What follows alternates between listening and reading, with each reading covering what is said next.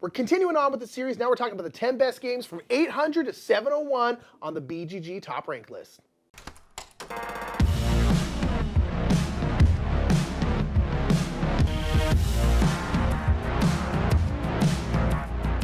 That's right, we are talking basically games that we enjoy from the top 1,000, going 100 games at a time, choosing 10 games from each section of 100 games that we really love. Indeed, so we've done this from 1,000 to 901, then 900 to 801, now it's 801 to 701. It's been really cool because in the top 1,000, there's so many good games. And this particular 100 here was like, there was a lot of really good games. And we will also say that this is ranked like this at the time of recording this because it's by the time like 1,000 and 901 came out, the ranking was already different. People were like, "Where's this game?" We're like, "It wasn't on that list when we got it." You're like, "Where's this game?" It wasn't on here when we recorded. This is a snapshot in time. This is a thing that's in flux. Indeed. So we're gonna talk about our top 10 games from 800 to 701 at the time of this recording. Yeah, exactly.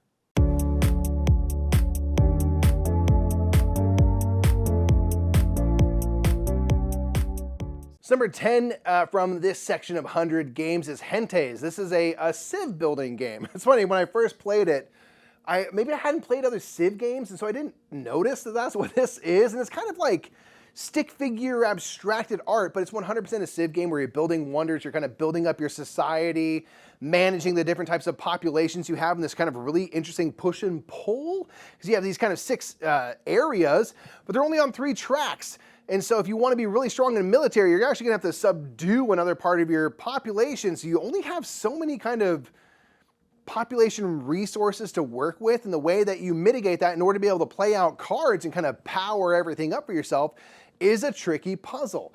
This is one that, gosh, we played for kind of a long time now. We're not as into it as we once were, but it's got some like really kind of cool, interesting art, interesting theming, and a really kind of tricky puzzle to deal with in terms of getting those resources. And by that, I mean getting your kind of populations on the tracks into the right positions to be able to play out those cards as you progress through a few different eras moving forward through time. That is Gentes. If you like kind of Civ games and you kind of want one that feels a little more abstracted and different, this is one we would recommend.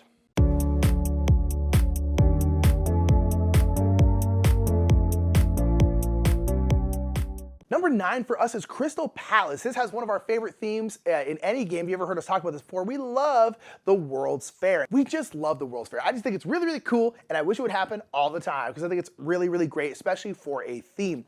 This is a dice placement game where you are rolling out your dice, and then you essentially can place your dice in these different, no, I'm sorry, not rolling out your dice, my apologies. This is a big part of the game. You are choosing the value of your dice, and then you can put those dice out at different parts. But however much you choose your pip value to be, that's how much money you have to pay. So if you have 6, 6, 6, 6, 4, you have to pay $6, $6, $6, $6, $4, which is a lot. But there are certain spots where you want to go, and they might require a certain die amount, or they might need to, if you can only go there if you put a higher amount. So having higher value dice is always going to be better, but it's going to cost you a lot more. And especially in a higher player count, choosing the value of your dice is a really big portion of the game. And like any really good Euro game, money's kind of tight. But there are a whole bunch of different parts of this kind of World's Fair that you can work in. You can work in generating buzz for your country. So you can kind of go up the buzz track and get like these air horns, these kind of megaphones, and you're essentially creating buzz. Like, come over here to the American exhibit. Come over to the American exhibit. It's gonna be really, really cool. We have all this cool stuff, so you're creating buzz. You can get influential people over on your side, and they will cost a certain amount, usually every single round, to kind of retain their services and have them hang out with you to be like, yeah, look, see all these cool people here, isn't that cool? It's really, really fun, and you're getting newspapers and all these different things to kind of essentially get buzz, get, like, you're trying to get reputation, more or less, for your country, and it's really, really cool. I really like Crystal Palace. I really like the dice management part and the dice and money management, and then the prioritizing of trying to go to this place because, again, places will fill up, and so you have to prioritize what to go where. It's really, really fun, really great theme. I really like Crystal Palace.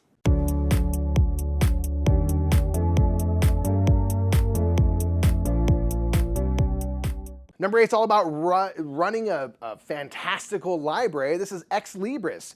This is a game where it could be set in the normal world and you're just running a library and using the Dewey Decimal System and making all your shelves look nice. And you're doing that in this game.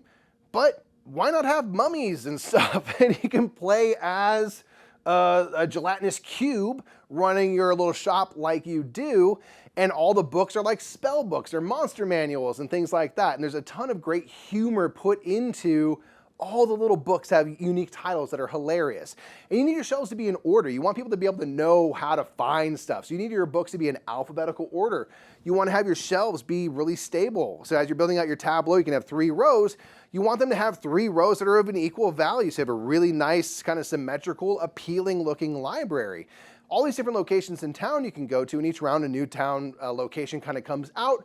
There can be different ways to ultimately get books, place books into your library, ditch books, draft books, and do all sorts of stuff to try to get the right cards, because if I have F and then Z next to each other, I don't have a lot of wiggle room on either side to put books in. So you're trying to build it in such a way that you can kind of make the most kind of sustainable, nice, and organized library possible. I just love that they had fun with it. They didn't just make it about a library, which would be totally fine. I personally would love that. But why not make it a fun library, an extra fun library, because libraries are fun. Ex Libris is a great game, especially for the solo mode. I think it's really kind of best as a solo game because there's some small text on the tiles, and if you're playing a big player count game and you're way across the table, it's gonna be hard to read some of that stuff, but if you're playing it solo, you can kind of bring everything nice and close. So we do kind of like this as a solo game the most, but it's a really fun time with a unique theme.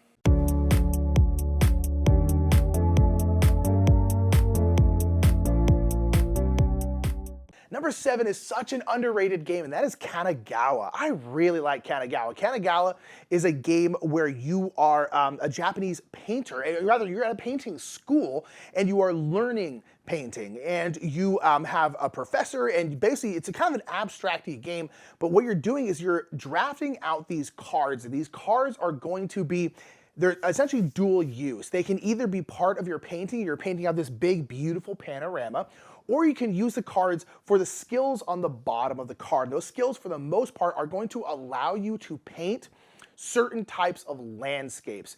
So you can get like a mountain skill, and now you can paint mountains because you're at a school and you have to learn how to do those things. And it's very, very abstracted, but it's really cool and really, really pretty. And so if you want to paint 2 or 3, let's say forest landscapes, you have to have those in your skills, and you also have to have the paint and the workers to essentially put on those spots so you can actually paint those things. And then on top of that, while you're building out your panorama, you're trying to have certain features within your panorama. You want trees, you want mountains, you want buildings, you want people, you want these different things, because what you're trying to do is get these different diplomas. There'll be a diploma that says if you have 2 trees in your panorama, you can claim this diploma. But the thing about the diplomas is you can only claim 1 of each type. So if I come across the 2-tree one, I go, do I want to claim this one, or do I want to try and get the 3-tree or the 5-tree one, which are worth more points? But here's the catch. Once you pass up a diploma, you can't then go back and get it. So if I pass up the 2 diploma, and then Mike gets the 3 diploma before I then can't go, okay, I'll just take this one. Not how it works. And it's got this really interesting drafting mechanism where the cards are coming out in these various columns, and you have to choose, once the cards come out in the first column, you have to choose, I want this card. If you choose to pass, then everyone who passed, you're gonna put out cards into the second column, and then the third column. And so the longer you wait, you're gonna get more cards. But sometimes you're like, I really need this card, I'm gonna take it now and just take this one card and that's gonna be it. It's really interesting choices, really beautiful game that I feel like doesn't really get talked about very much anymore. Kanagawa is really, really fun.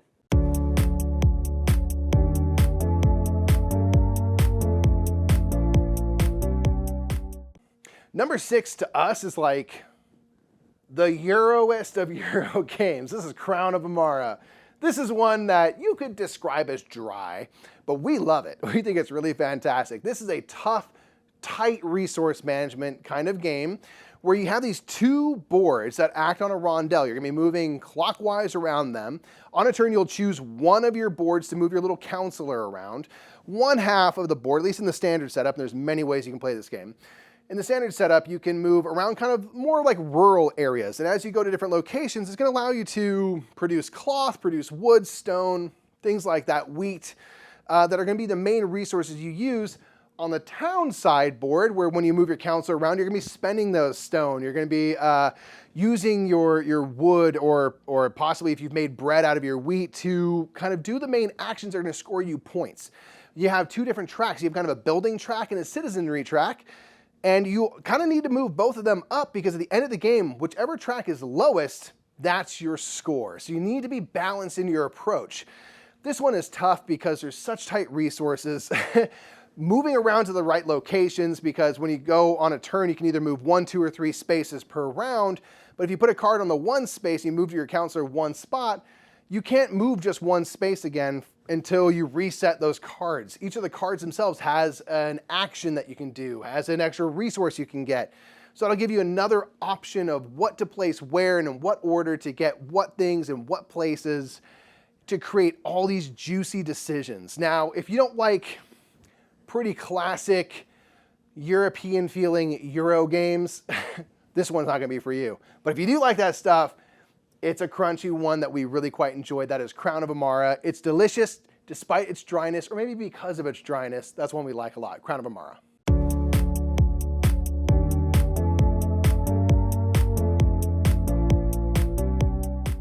Our number 5 is New Frontiers, and this is a game that Mike particularly really loves. I like it as well. I just haven't played it quite as much as Mike has. But this is a Race for the Galaxy board game. There are a whole bunch of games in this world. Race for the Galaxy, Roll for the Galaxy, Jump Drive, and New Frontiers. There's a whole bunch of games, and they all, I believe all of them have, but at least New Frontiers have, they have the action selection and follow mechanic, where essentially on your turn, you're gonna choose one of the action tiles. There's a whole bunch of different action tiles like explore and produce and all these different kinds, develop.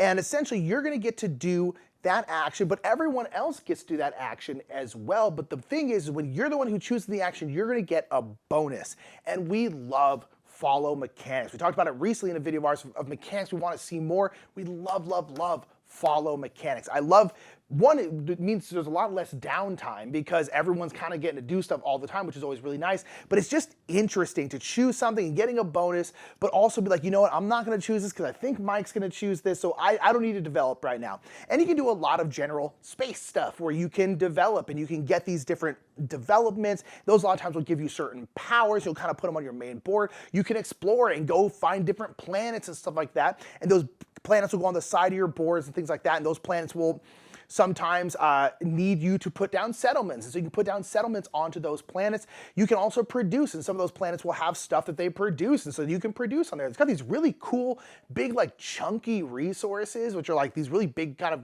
futuristic squares. They're very cool looking. But nonetheless, and then you can, you know, you can trade, you can do a whole bunch of different actions in this game, but it all comes around that concept of doing an action and then everyone else gets to follow it, but then you're gonna get a bonus. It's really fun. My only beef is like the box is humongous in this game. It's a little bit of a huge box, but nonetheless, New Frontiers is really cool. The Race for the Galaxy, I haven't played many of the other ones. Actually, have I played any of them? I think I played Roll for the Galaxy once, but notice I want to play the rest of them because I really like this system in New Frontiers. It's really cool. It's our number 5.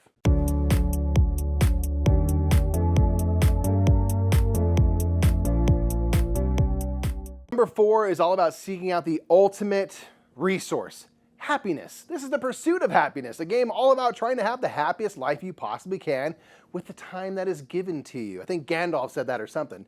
This is a game where you are progressing through a life, and every round you'll get a bunch of hourglasses. That represents what you're spending your time on. And what you spend your time on is up to you. You can spend your time on working at a job to get some money. Money's important because with that, you might be able to do some activities or buy some items like I don't know, a board game collection, for example, or buy a boat or a hot tub or something like that that might provide you some happiness. You can work on activities and get interested in hobbies and stuff and kind of work on those. And the more you invest in time into all of those, the better the rewards are. And you can ultimately, hopefully, generate long-term happiness, your victory points. This game is just super fun because you ultimately weave a strange and interesting life for yourself where maybe you become the president and next round you quit that job because you can't be bothered with it. You become a vagabond who wanders around with 3 wives and 10 boats or whatever. You can kind of do whatever you want with your life. Hopefully it makes you happy. There is a way to stress yourself out, so hopefully you minimize that stress, because ultimately the stress is going to be your end in the game, and whoever had the happiest life is ultimately the winner. It's just so fun to create wacky stories. I don't even care if I really win. I just want my life to be so weird. And I love that there's a game that gives you all the room in the world to make the funnest, wackiest, weirdest life possible. That is the pursuit of happiness.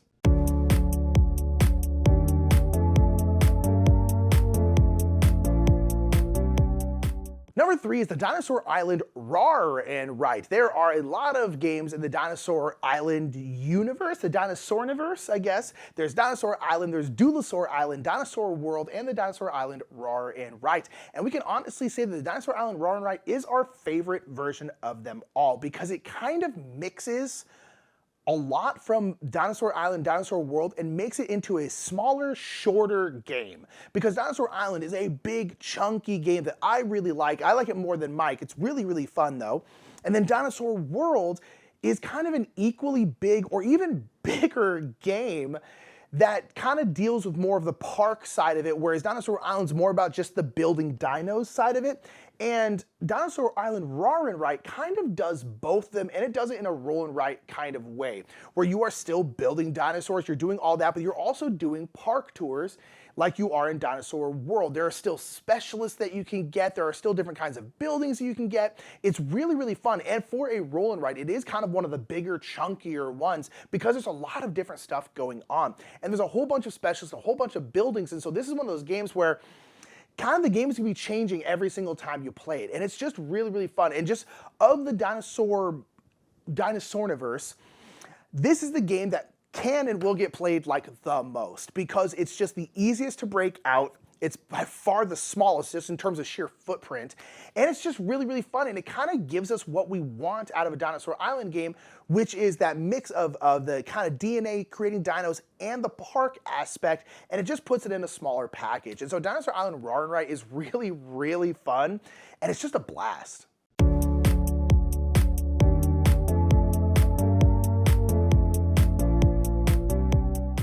Number 2 is The Bloody Inn. This is a game that is all about running a hotel in which you are deciding that it is more profitable to murder your guests and bury them in the floorboards than it is just to have them come and go once in a while and stay in your room for $1.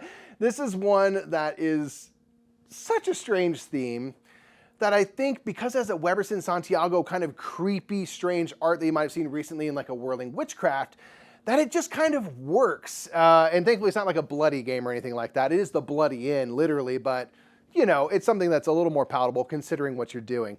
What we really enjoy about this game is the theme is fun. However, there's a really interesting balancing act that you're doing with your hand of cards, because the hand of cards you have is what you spend to pay for everything. So if something is a value 2 card and you want to hire that card into your hand to make use of its ability, you have to pay 2 cards from your hand. That might be 2 other cards and their abilities might go away now, or you might use peasants and stuff, which kind of come and go, or kind of free labor, for example. If you want to kill a guest from a room that's a value 2, it takes 2 cards to do that. If you want to bury that person on a floorboard, it takes 2 cards to do that, and you collect the money from doing this. So the whole balancing act of cards is really interesting. You, of course, want to get like 10 cards in your hand, so you have all these cards to spend, but if at the end of the round you have 10 cards in your hand, you have to pay 10 francs, because these are people that are now under your wing, you're under your employ. So you can't just hoard cards, because that becomes very expensive. Your money is your points after all. So there's all these things to consider in a game that has kind of a bonkers theme, and we just kind of laugh about, man, this is a really tough balancing act, and also what we're doing is not okay, and you know, we just kind of have to have a laugh about it, despite its macabre theme. So if you don't mind a theme like that, it's actually a really fun, really interesting balancing act of a card game at the center of this bananas theme.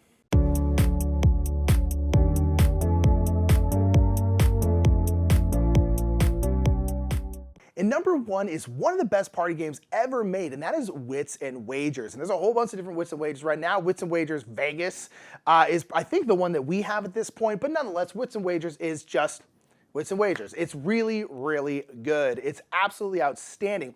In this game, what you are doing is you are guessing on trivia, and all the trivia will be a number value. So it'll always be a number answer. So it'll be like, how many potatoes did Americans eat in this year? Like, how many pounds of potatoes, like, total? And people are like, I don't know, like 100 million? Who knows? And so everyone writes down what they think it's gonna be, and then you arrange them on the board, which kind of looks like a big kind of craps board. And you arrange them from lowest to highest. And then everyone then bets on who they think is correct. So you do not have to bet on yourself. So this is a great trivia game because you don't need to know the answer. You can just bet on who you think knows the answer. You're like, well, this person knows a lot about agriculture, so I'm gonna choose their answer because I just 100% guessed. And it's really, really fun. And so this is a game you can play with anybody because you don't actually need to know anything. You just kind of need to be able to bet well.